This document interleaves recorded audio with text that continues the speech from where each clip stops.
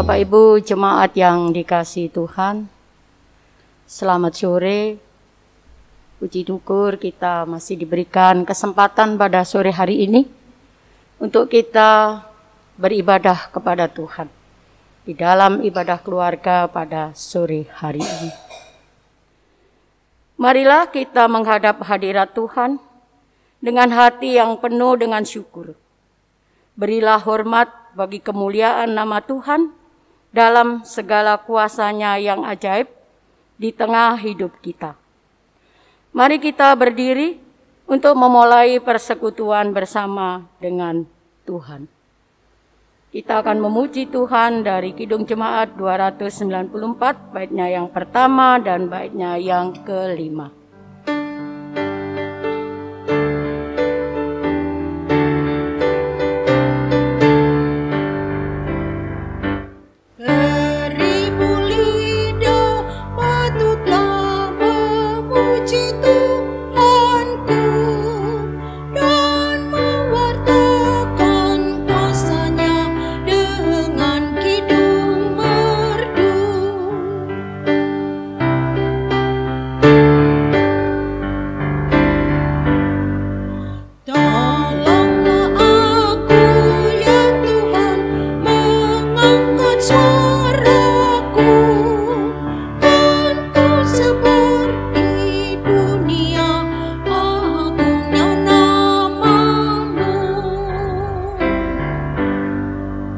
Jemaat, mari kita berdoa.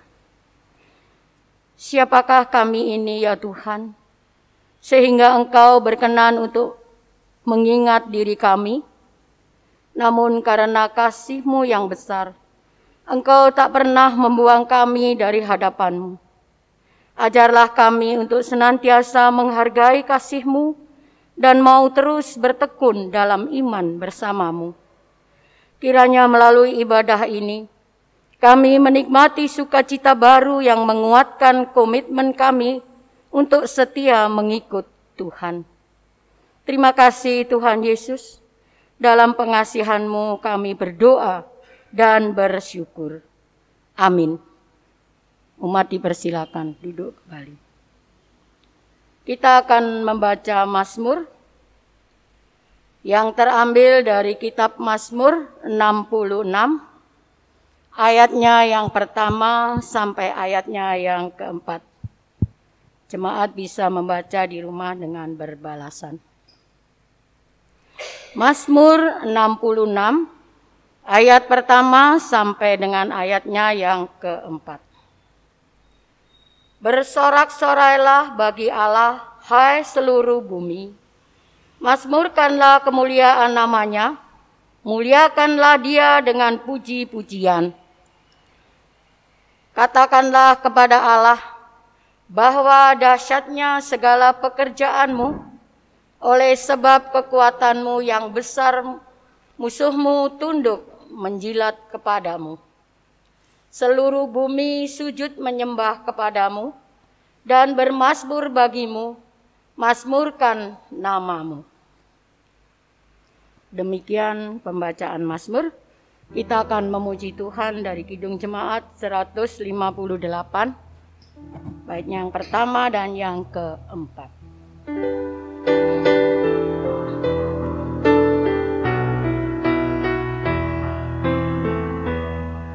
Ku ingin menghayati sengsara Tuhanku, semoga ku dapati ya Yesus rahmat-Mu.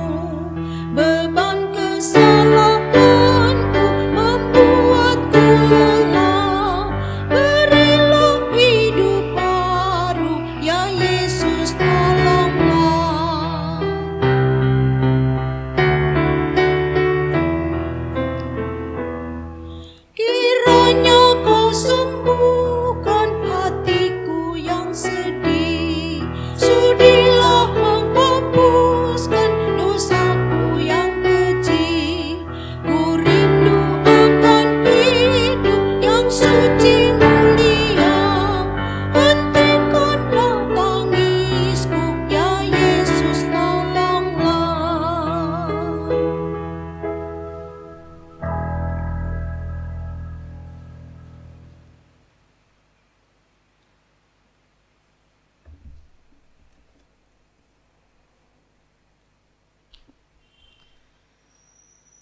Saudara-saudara yang dikasihi Tuhan, kita akan berjumpa kembali dalam kebenaran firman Tuhan. Mari kita akan mempersiapkan hati dan pikiran kita untuk masuk di dalam saat merenungkan akan firman Tuhan. Dan sebelum itu mari kita akan satu di dalam doa. Mari kita berdoa. Ya Tuhan Yesus, berilah firman-Mu untuk menjadi pelita bagi kaki kami dan terang pada jalan kami, sehingga kami tidak sesat di dalam dunia yang penuh kegelapan ini. Curahkanlah Roh Kudus-Mu untuk membimbing kami di dalam memahami akan firman-Mu. Inilah permohonan kami dalam nama Tuhan Yesus. Amin. Saudara-saudara yang terkasih dalam Tuhan, mari kita berdiri. Pembacaan Alkitab pada hari ini diambil dari Injil Matius pasal 17 ayat 22 sampai 23. Injil Matius pasal 17 ayat 22 sampai 23 yang menyatakan, pada waktu Yesus dan murid-muridnya bersama-sama di Galilea, Ia berkata kepada mereka, Anak manusia akan diserahkan ke dalam tangan manusia, dan mereka akan membunuh Dia, dan pada hari ketiga Ia akan dibangkitkan. Maka hati murid-muridnya itu pun sedih sekali. Demikianlah pembacaan Alkitab. Terpujilah nama Tuhan. Hosiana.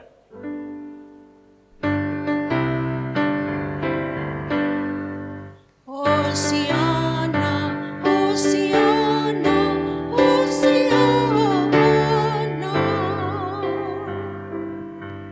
Dipersilakan duduk kembali. Saudara-saudara yang dikasihi Tuhan, di dalam kita yang masih menjalani masa-masa prapaskah pada saat ini, kita kembali membaca bagian firman Tuhan tentang bagaimana Tuhan Yesus menyampaikan tentang kematian dan juga kebangkitan yang akan dialaminya kepada para murid. Tetapi yang kita lihat, saudara-saudara, adalah para murid tampaknya lebih fokus kepada berita sengsara dan kematian. Mereka tidak fokus kepada kebangkitan yang disampaikan oleh Tuhan Yesus sebagai peristiwa kelanjutan dari proses sengsara dan kematian itu. Dan saudara-saudara yang dikasihi oleh Tuhan, tidaklah heran kalau kemudian para murid jatuh dalam suasana hati yang sedih.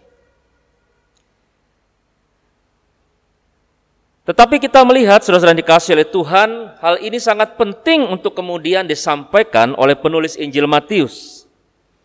Karena penulis Injil Matius mengajak kita untuk melihat bahwa rangkaian peristiwa kehidupan daripada Tuhan Yesus itu tidaklah kemudian hanya boleh berhenti pada saat ketika Ia menyampaikan pengajaran. Tidak boleh berhenti hanya pada saat ketika Tuhan Yesus melakukan beragam mujizat. Tetapi yang terpenting adalah apa tujuan utama kehadiran Tuhan Yesus ke dalam dunia. Dan itulah yang kita lihat dan disampaikan bahwa Tuhan Yesus haruslah menjalani jalan penderitaan. Saudara-saudara yang dikasihi Tuhan, tentu saja tidak mudah bagi kita manusia untuk menerima berita semacam ini. Memahami tentang Allah yang hadir dalam keberadaan sebagai manusia, itu saja sudah sangat sulit. Apalagi ketika berbicara tentang Allah yang menjadi manusia itu kemudian harus menjalani proses sengsara dan kematian. Itu jauh lebih sulit lagi. Dalam beberapa waktu ini, saudara-saudara, ada sesuatu yang viral dalam sebuah proses dialog antar iman seorang pendeta dengan seorang muslim. Di situ bicara tentang perdebatannya tentang kematian Tuhan Yesus. Saudara kita yang muslim ngotot bertanya, kalau memang Yesus itu Tuhan, terus siapa yang nyabut nyawanya? Ya, kalau kita berhenti untuk kemudian menjawab pertanyaan itu, tentu saja kita tidak akan pernah bisa memahami dengan baik. Karena apa yang disampaikan di dalam Injil adalah mengajak kita untuk kemudian melihat segala sesuatu dalam rencana dan kehendak Tuhan. Apa yang Allah sebetulnya kehendaki? Apa yang Allah pikirkan dalam proses kematian dan sengsara itu? Allah tidak pernah bicara tentang prosesnya. Tetapi yang Allah ingin katakan kepada kita adalah apa sebabnya Allah melakukan itu bagi kita manusia. Jadi karena itu tidaklah terlalu penting ketika berbicara tentang siapa yang nyabut nyawa Tuhan Yesus. Tetapi yang jauh lebih penting adalah ketika berbicara untuk apa Tuhan Yesus repot-repot melakukan hal-hal dalam penderitaan itu. Untuk apa kemudian Tuhan Yesus rela mati bagi kehidupan kita manusia yang ditebus ini. Dan saudara dikasih oleh Tuhan, itulah yang kemudian disampaikan oleh penulis Injil Matius bahwa tidak ada orang lain dalam dunia ini yang rela untuk melakukan hal yang besar seperti apa yang dilakukan oleh Tuhan Yesus. Mati untuk banyak orang. Tidak banyak orang yang kemudian rela memberikan hidupnya untuk melakukan sesuatu tanpa pamrih. Tetapi itulah yang kita lihat dilakukan oleh Tuhan Yesus dalam hidupnya. Ketika ia menunjukkan ketaatan dan kesetiaannya di dalam melakukan rencana Allah. Allah yang setia di dalam rencananya bagi kehidupan kita manusia. Dan karena itulah kita dapat menyaksikan belas kasihan Allah sungguh-sungguh nyata terjadi dalam kehidupan kita manusia yang berdosa.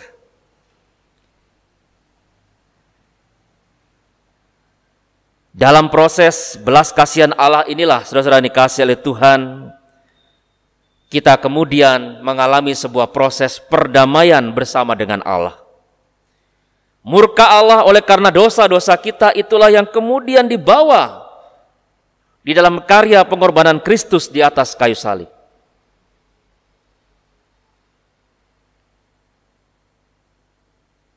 Semua terjadi adalah karena Allah mengasihi kehidupan kita. Jadi karena itu kita perlu untuk melihat apa sih tujuannya, kenapa kok Allah kemudian melakukan itu. Mau prosesnya bagaimana itu tentu saja terpulang kepada apa yang menjadi bagian di dalam kerangka kuasa Allah. Dan kita mengakui bahwa sebagai manusia banyak sekali hal-hal dalam dunia ini yang tidak bisa kita pikirkan. Tetapi Allah mampu dan mau untuk melakukannya. Lalu yang berikutnya saudara yang dikasihi Tuhan adalah ketika kita melihat dan belajar di dalam proses ketaatan Allah yang terjadi dalam kehidupan Kristus. Kenapa kok Tuhan Yesus harus jauh-jauh hari menyampaikan tentang kematiannya? Kenapa kok jauh-jauh hari Tuhan Yesus harus menyampaikan tentang kebangkitannya? Agar supaya orang dapat memahami apa yang terjadi di kemudian hari itu bukanlah sesuatu yang terjadi tanpa sebuah proses perencanaan yang Allah lakukan. Bahkan yang menarik saudara-saudara adalah kalau kita membaca dalam Efesus pasal 1 ayat 4. Ya. Kalau kita baca di situ, ya, yang menarik bahwa dikatakan bahwa pilihan bagi kita sebagai orang-orang yang telah diselamatkan oleh Allah ini sebetulnya sudah ditetapkan bahkan sebelum dunia dijadikan. Jadi kalau kita berpikir, oh Allah baru berpikirnya waktu akhir dari masa perjanjian lama misalnya. Allah lalu kemudian terpikir, oh iya kalau begitu keselamatan dibuat modelnya seperti ini. Tidak. Tetapi Allah sudah punya skema keselamatan itu. Jauh-jauh hari bahkan dikatakan sebelum dunia diciptakan Allah pikirkan adalah keselamatan bagi hidup kita. Jadi bukan terjadi pada saat Allah mikir lalu kemudian dijadikan. Tidak. Allah sudah berpikir dan mempersiapkan skema itu bagi kita. Dan hasilnya adalah keselamatan bagi hidup kita. Jadi karena itu ketika Tuhan Yesus harus mati, dia menjalani proses sengsara, dan kemudian ia bangkit, maka itu semua adalah bagian daripada sebuah proses yang sudah Allah sampaikan kepada kita manusia. Dan pada titik setelah itu, kita sebagai manusia kemudian diajak untuk melihat dalam sebuah respons, apa yang kemudian kita inginkan setelah melihat Kristus yang telah mati dan bangkit bagi kita. Pilihannya tentu saja adalah kita bisa saja menolak karena mungkin kita berpikir dengan logika kita. Atau mungkin juga kemudian kita bergerak dengan iman kita. Dengan kesadaran bahwa kita memang adalah orang yang berdosa. Dan kemudian dengan hati yang terbuka kita datang dalam sebuah proses penyerahan kepada Kristus. Kita membawa dosa-dosa kita dan kita datang dalam keyakinan iman bahwa Kristus akan menebus dosa-dosa kita. Saudara-saudara yang dikasihi Tuhan, wajar saja kalau para murid pada saat itu pasti bersedih karena mereka kaget. Tetapi seandainya hal itu terjadi dalam kehidupan di masa kini, dikala Kristus telah membuktikan apa yang ia sebelumnya telah sampaikan, jika kita pada saat ini masih menolak, kita masih mengabaikan akan kasih Allah dalam kehidupan kita, maka seperti apa yang disampaikan oleh Rasul Paulus, maka alangkah bodohnya kita. Kristus telah memberikan hidupnya bagi kita. Kristus telah menyampaikan itu agar supaya kita mempersiapkan diri kita dalam sebuah proses percaya dalam iman kepadanya. Kini saatnya saudara-saudara, kala kita menapaki jalan-jalan dalam minggu-minggu Prapaskah ini, di mana masa-masa untuk menghayati kembali dan merayakan masa sengsara dan kematian Kristus, bahkan kebangkitannya yang telah makin mendekat, mari kita persiapkan hati kita untuk masuk di dalam hadirat Allah. Mari kita berikan hati kita dalam sebuah keterbukaan iman agar supaya Kristus dapat masuk dalam kehidupan kita. Tidak hanya sekedar yakin, tidak hanya sekedar percaya, tapi betul-betul hidup kita menjadi sesuatu yang berbuah nyata, tidak hanya bagi kemuliaan Tuhan, tapi juga dalam kesaksian bagi sesama yang ada di sekitar kita.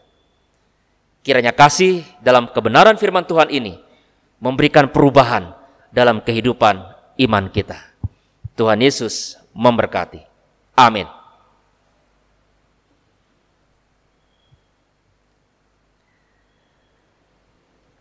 Saudara-saudara yang dikasihi Tuhan, mari kita akan merespons akan firman Tuhan. Kidung Jemaat 162 bait pertama dan ketiga.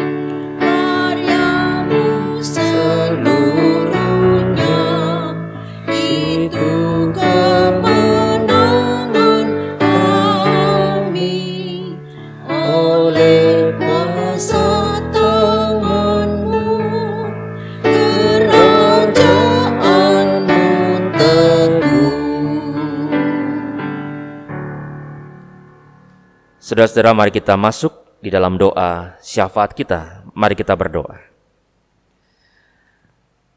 Allah Bapa di dalam kerajaan sorga, kembali kami hadir dalam ungkapan syukur kami ya Tuhan. Ketika kami boleh menghayati berbagai campur tangan Tuhan dalam hidup kami. Engkau adalah Tuhan yang tidak pernah meninggalkan kami. Bahkan dalam setiap perkara, Engkau senantiasa memberikan kami kekuatan yang baru. Engkau senantiasa juga memberikan bagi kami berkat-berkat yang baru, sehingga kehidupan kami tidak pernah berkekurangan. Engkau senantiasa membukakan jalan-jalan yang indah, sehingga kemudian segala sesuatu boleh Tuhan lancarkan di dalamnya. Ya Tuhan, kami ingin berdoa menyerahkan kehidupan kami ke dalam tangan pengasihan-Mu. Tuntunlah kami kembali ya Tuhan, agar supaya kami boleh hidup menjadi anak-anak Tuhan yang senantiasa setia dan taat di dalam memelihara kehidupan iman kami bersama dengan Tuhan. Ampuni kami ya Tuhan, jikalau dalam kehidupan kami seringkali mengabaikan kehidupan ibadah kami. Kami seringkali mengabaikan kehidupan doa kami. Kami seringkali melupakan waktu di mana kami ada bersama dengan firman Tuhan. Ya Tuhan, ampuni kami yang seringkali juga gagal di dalam menunjukkan kesaksian hidup iman kami dalam perjalanan bersama dengan sesama yang ada di sekitar kami. Bapa di sorga, ajar kami untuk dapat meneladani akan apa yang telah Tuhan Yesus lakukan. Tuhan Yesus yang taat, setia sampai akhir, melakukan kehendak Allah, agar supaya di dalamnya kami boleh diselamatkan. Ajar kami ya Tuhan, untuk berjalan mengikuti jejak Kristus dalam hidup kami, agar supaya kami senantiasa membangun kerinduan dalam hidup kami, untuk bersekutu, bahkan juga melayani dan bersaksi bagi kemuliaan nama Tuhan dimanapun kami berada.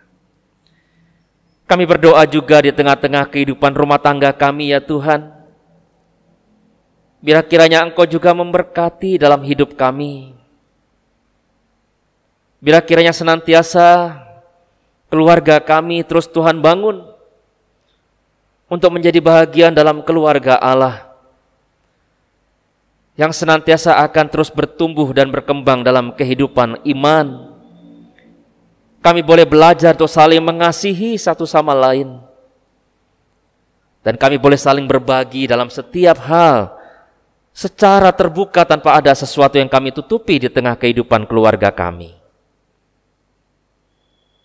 Kami serahkan ya Tuhan, jikalau di tengah-tengah hidup rumah tangga kami ada persoalan atau pergumulan yang tengah kami alami, kami ingin bawa semua di dalam nama Tuhan Yesus. Baik kami yang saat ini tengah mengalami sakit, baik kami yang saat ini tengah bergumul di dalam kondisi ekonomi, kami yang saat ini juga tengah bergumul dalam kondisi pekerjaan yang menjadi bagian dalam tanggung jawab kami. Kami yang saat ini tengah mengalami pergumulan iman yang luar biasa. Kami yang saat ini memiliki rencana-rencana besar untuk masa depan kami ya Tuhan. Kami berdoa menyerahkan semuanya itu dalam tangan kasih-Mu. Karena Engkau adalah Allah yang besar. Dan di dalam Engkau ya Tuhan selalu ada jawaban yang luar biasa atas hidup kami. Karena itu kami ingin berserah hanya kepada-Mu ya Tuhan. Kami juga ingin berdoa dan menyerahkan pada saat ini ya Bapa di sorga. Secara khusus juga di tengah-tengah kehidupan persekutuan kami. Berkati kami ya Tuhan. Saudara-saudara di dalam iman, dalam persekutuan yang kami bangun di tengah GPIB Jemaat Pelangi Kasih Lawang. Bila kiranya ya Tuhan, kami semua tetap dapat hadir menjadi sebuah persekutuan yang selalu setia untuk membangun akan tubuh Kristus. Kami berdoa untuk setiap program-program pelayanan yang kami lakukan. Bila kiranya Tuhan Yesus juga memberkati agar semua boleh berjalan dengan baik. Kami berdoa juga untuk proses persiapan penyusunan program kerja yang baru. Bapa di sorga juga kiranya memberkati kami semua yang akan mengambil bagian di dalamnya. Agar kiranya program kerja dan anggaran yang baru ini boleh mencerminkan sesuatu yang akan kami kerjakan bersama-sama. Dan kiranya di dalam berkat Tuhan, semua itu boleh menjadi tanda kesaksian yang luar biasa. Sehingga setiap orang baik di tengah-tengah kehidupan persekutuan maupun juga sesama yang ada di sekitar kami boleh merasakan manfaat melalui program yang kami bangun ini. Kami juga berdoa di tengah-tengah kehidupan bangsa negara kami, khususnya di situasi pandemi ini ya Tuhan. Kami mohon kiranya Tuhan Yesus memberkati dalam kehidupan bangsa kami. Terlebih Tuhan ada rencana di mana pada saat ini akan mulai dipersiapkan masa-masa transisi dari pandemi menuju kepada endemi. Bapa di sorga, kami berdoa, biar kiranya Tuhan Yesus lancarkan segala sesuatu. Kami yakin dan percaya bahwa hal-hal yang baik ini, terkhusus dengan melandainya kasus-kasus COVID-19 dalam beberapa minggu belakangan ini, adalah bagian daripada campur tangan Tuhan. Maka biar kiranya Tuhan Yesus terus hadir, menyertai dalam sebuah proses dalam minggu-minggu berikutnya. Sehingga pada akhirnya Tuhan, kami boleh kembali dalam sebuah situasi yang lebih baik dalam kehidupan kami di masa yang akan datang. Terima kasih Allah Bapa di sorga, kami menyerahkan seluruh kehidupan kami. Biar kiranya Tuhan Yesus juga memberkati dalam setiap doa dan pengharapan kami. Kami juga yang boleh mengambil bagian dalam tugas pelayanan. Baik kami sebagai presbiter, baik kami sebagai organis, pemandu pujian, maupun kami sebagai kameramen. Bapa di sorga, apapun yang kami persembahkan kepada Tuhan, biar kiranya itu menjadi sesuatu yang indah dan memuliakan akan nama Tuhan dalam kehidupan kami. Kami semakin belajar untuk lebih taat, kami semakin belajar untuk lebih setia, untuk melakukan pelayanan-pelayanan yang semakin lebih besar di masa-masa mendatang. Terima kasih Allah Bapa di sorga, inilah doa kami, yang kami sampaikan hanya di dalam nama Tuhan kami Yesus Kristus, yang telah mengajar kami berdoa. Bapa kami yang ada di sorga, dikuduskanlah namamu, datanglah kerajaan-Mu, jadilah kehendak-Mu di bumi seperti di sorga. Berikanlah kami pada hari ini makanan kami yang secukupnya, dan ampunilah kami akan kesalahan kami, sehingga mengampuni orang yang bersalah kepada kami. Dan janganlah membawa kami ke dalam pencobaan, tetapi lepaskanlah kami daripada yang jahat.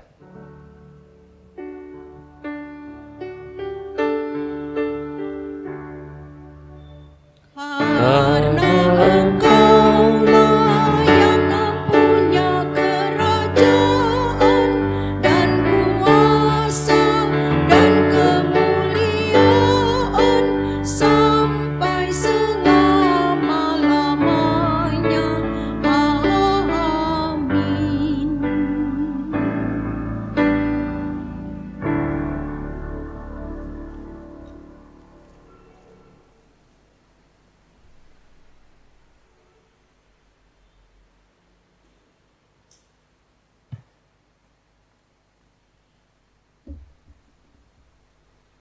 Jemaat, marilah kita mengucap syukur kepada Tuhan dengan memberi persembahan kepadanya. Dengarlah nats Alkitab yang terambil dari kitab Mazmur 119, ayatnya yang 108 yang menyatakan, kiranya persembahan sukarela yang berupa puji-pujian berkenan kepadamu ya Tuhan, dan ajarkanlah hukum-hukum-Mu kepadaku. Tuhan memberkati saudara dan persembahan yang diberikan. Sambil kita memberikan persembahan, kita memuji Tuhan dari Kitab Bakti 84, bait yang pertama dan baitnya yang kedua.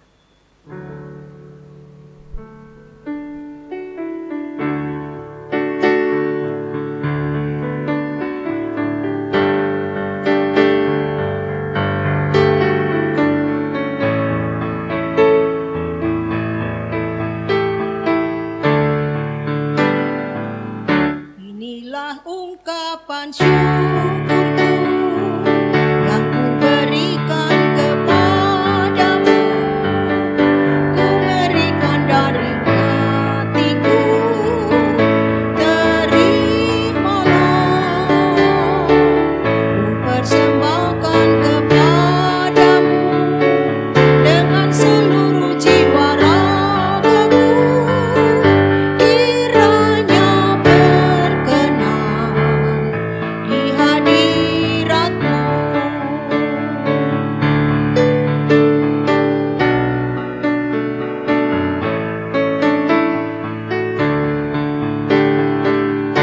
Ajarlah aku ya Tuhanku, menjadi alat di tangan-Mu untuk menyalurkan kasih-Mu di dunia. Utuslah aku ya Tuhanku, menolong orang miskin dan lemah. Pakailah diriku turut maksud-Mu. Jemaat, mari kita berdiri untuk menyerahkan persembahan ini kepada Tuhan dalam doa syukur. Mari kita berdoa. Engkaulah yang memiliki kebesaran dan kemuliaan di langit dan di bumi. Dalam kasih-Mu, Engkau selalu memberkati hidup kami. Sebab siapakah kami sehingga mampu memberikan persembahan seperti ini? Sebab daripada mula segala-galanya, dan dari tangan mula sendiri persembahan yang kami berikan kepadamu. Amin. Kita masuk dalam pengutusan.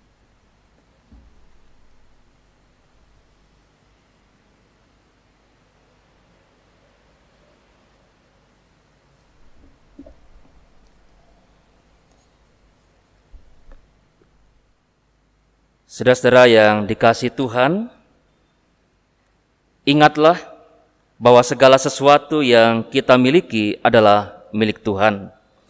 Marilah kita memberi diri dan hidup kita sebagai sarana untuk melayani Tuhan senantiasa.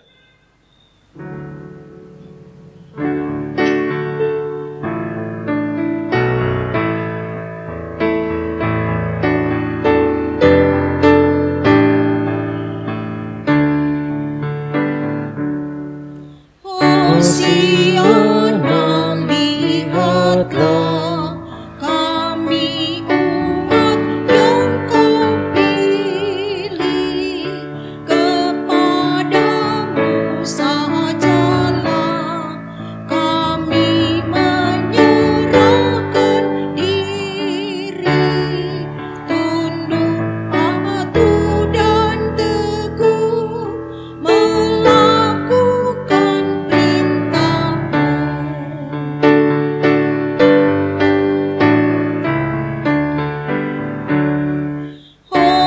Hosiana bergema, terdengar di mana-mana.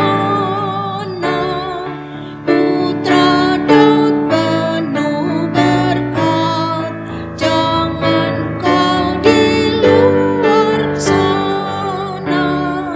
Hosiana masuklah, tinggal terus, haleluya. Saudara-saudara, angkatlah hati dan arahkanlah pikiranmu kepada Tuhan, serta terimalah berkat-Nya.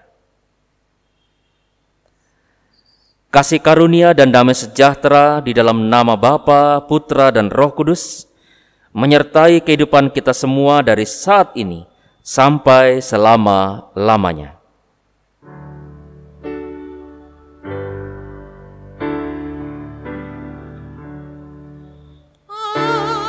Amin, amin,